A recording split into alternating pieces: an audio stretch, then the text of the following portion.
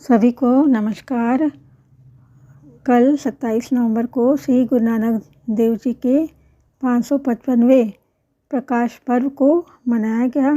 साथ ही कल कार्तिक पूर्णिमा थी और जिसके लिए लोगों ने दीपदान किया और कार्तिक पूर्णिमा स्नान के लिए बड़े बड़े तालाबों में गए। तो थोड़ा सा दृश्य वो है और हमारे घर के सामने से गुरु नानक देव जी की प्रभात फेरी जाती है और उतना ज़्यादा मैं फ़ोटो तो नहीं ले पाई, लेकिन जितना है वही आप देख सकते हैं दृश्य। काली तारणी गुरु नानक आइए, एक ओंकार सतनाम, करता पुरखु निर्भउ, निर्वैर अकाल मूरत अजूनी सैभम गुरु प्रसादी। श्री गुरु नानक देव जी का इस दुनिया में आगमन 1469 यानी कि 1469 ईस्वी में हुआ, जो तलवंडी ग्राम यानी कि वो पाकिस्तान में स्थित है अभी, श्री नानकाना साहिब के नाम से विख्यात है।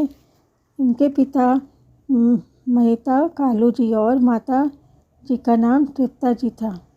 जन्म के समय रोने के स्थान पर खिलखिलाकर हंसना और कोठरी में इस तरह प्रकाश प्रकट हुआ था कि मानो चंद्रमा का उदय हो गया है। जब श्री गुरु नानक देव जी को इस संसार में का आगमन हुआ तो चारों ओर हाहाकार मचा हुआ था। जनता चाही चाही कर रही थी। जनता को राह दिखाने वाले, सहारा देने वाले कोई नहीं थे। श्री गुरु नानक देव जी ने दुखियों तथा जरूरतमंदों को ढूंढ ढूंढ कर उन्हें तन मन और धन से दुखों से मुक्त करने के लिए भरपूर प्रयास किए। करतारपुर में अपने खेतों में अपने ही हाथों से कृषि करते रहे। अनाज, दूध, दही सब संगत में मतलब अपने दोस्तों को बांट देते थे। उन्होंने सामूहिक भोजन अर्थात लंगर की प्रथा चलाई और जिसमें राजा, रंक, अमीर, गरीब, छोटा बड़ा, स्त्री पुरुष सब एक ही पंक्ति में बैठकर भोजन ग्रहण करते थे। वह सर्वोत्तम प्रयास जो पहले से ही गुरु नानक देव जी ने अपनाया वह आज भी सिख समाज में प्रचलित है। सब संगत को एक समान एक ही पंक्ति में गुरु का लंगर छकाया जाता है। श्री गुरु नानक देव जी ने सिख धर्म की स्थापना का नाम जपो, किरत करो तथा वंड छको यानी कि बांट कर, इस संदेश को देने के लिए स्वयं लोगों को के पास पहुँचे। जो दूसरों के अधिकारों को छीनकर लोग अपनी सुख सुविधाओं को बढ़ा रहे थे। मानवता को प्रेम का मधुर संदेश देने के लिए दीन दुखियों, दर्दमंदों को तेरा ही तेरा कहकर सारी जिंदगी बांटते रहना उन्होंने किया, क्योंकि बांटने में सुख और आनंद है। श्री गुरु नानक देव जी का अवतरण मानवता के कल्याण के लिए हुआ। उनके जीवन की बहुत सारी करामातें भी बताई जाती हैं, जिसमें खेत हरा हो जाना, सर्प ने छाया करनी, वृक्ष की परछाई न ढलना आदि प्रसिद्ध है। श्री गुरु नानक देव जी अकाल पुरख की बंदगी करने पर जोर देते थे। वे मनुष्य जीवन को अमूल्य मानते हैं। मनुष्य जीवन 84 लाख योनियों में एक बार प्राप्त होता है, परंतु जीवन अज्ञानतावश उसका लाभ नहीं उठा पाता। जो एक बार निकल गया फिर दोबारा नहीं आता।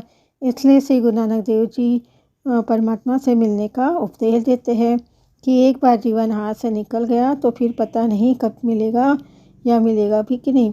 जब श्री गुरु नानक देव जी 3 दिन तक आलोप रहे यानी कि दिखे नहीं, तो लोगों ने समझा कि वे ही नदी में डूब गए हैं।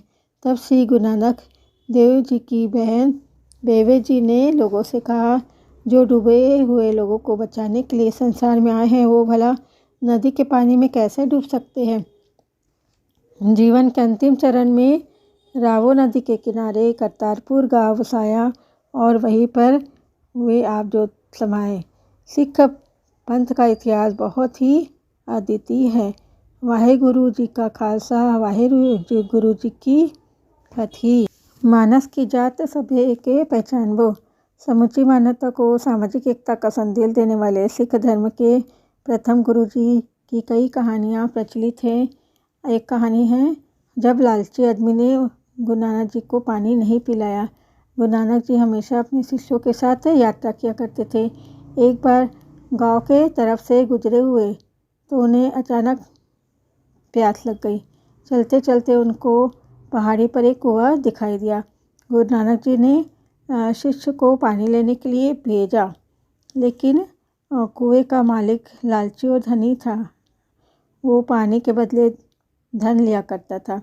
शिष्य उस लालची आदमी के पास 3 बार पानी मांगने गया और तीनों बार उसने भगा दिया, क्योंकि उनके पास धन नहीं था और भीषण गर्मी में गुरु नानक और शिष्य प्यासे थे। गुरुजी ने कहा, ईश्वर हमारी मदद ज़रूर करेगा। इसके बाद नानक जी ने मिट्टी खोदना शुरू किया। थोड़ा ही खोदा था कि अचानक वहाँ से शुद्ध पानी आने लगा, जिसके बाद गुरुजी और उनके शिष्यों ने पानी पीकर प्यास बुझाई। गांव वाले भी देखकर वहाँ पानी लेने के लिए पहुँच गए।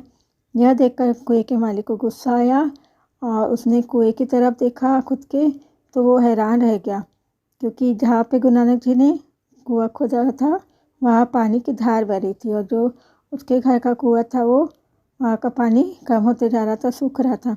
फिर कुएं के मालिक ने गुरुजी को जोर से पत्थर मारा, लेकिन गुरुजी ने हाथ आगे किया और पत्थर हाथ से टकराकर वहीं रुक गया। ऐसा देखकर कुएं का मालिक उनके चरणों पर आकर गिर गया। गुरुजी ने समझाया, किस बात का घमंड, तुम्हारा कुछ नहीं है। खाली हाथ आए थे, खाली हाथ जाओगे। कुछ करके जाओगे तो लोगों के दिलों में हमेशा जिंदा रहोगे।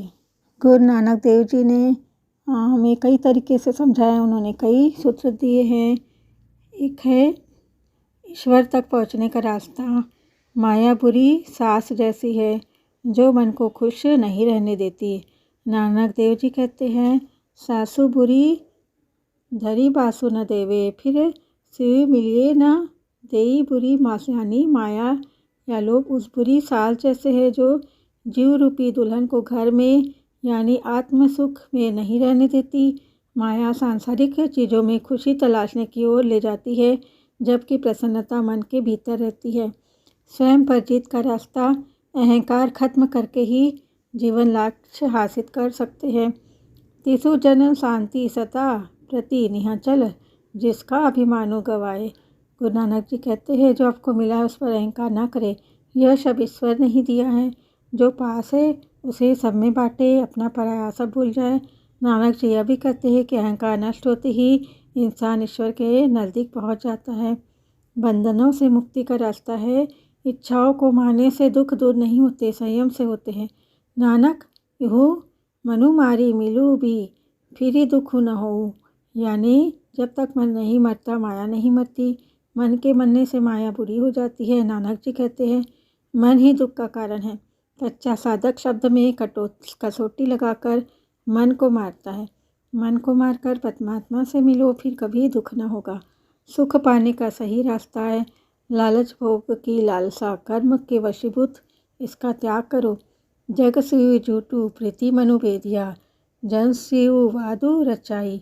जमुदरी बाधा ठौर न पावे, अपुन किया कमाई। गुरु नानक जी कहते हैं, बुरे काम बढ़ने पर लोभ भोग की लालसा बढ़ती है। समस्त प्राणियों के कर्म इन्हीं गुणों के वशीभूत होते हैं। नानक जी ने कहा है कि न्यायोचित तरीके से धन अर्जित करना चाहिए। दुखों से रहने का रास्ता है, दूर रहने का रास्ता है सत्ता, धन, रूप, जाति और जवानी। इन 5 ठगों से बचे। राज मिलक जीवन गृह शोभा, रूपवंतु जो धानी। भागे दरगही कामी न आवे, छोड़ी जले अभिमानी। इसका मतलब है संसार में 5 ठग सबसे खतरनाक है, जो भी मैं बात करी। इन 5 ठगों ने ही पूरे संसार को ठग रखा है। यही सबके दुखों का कारण भी है।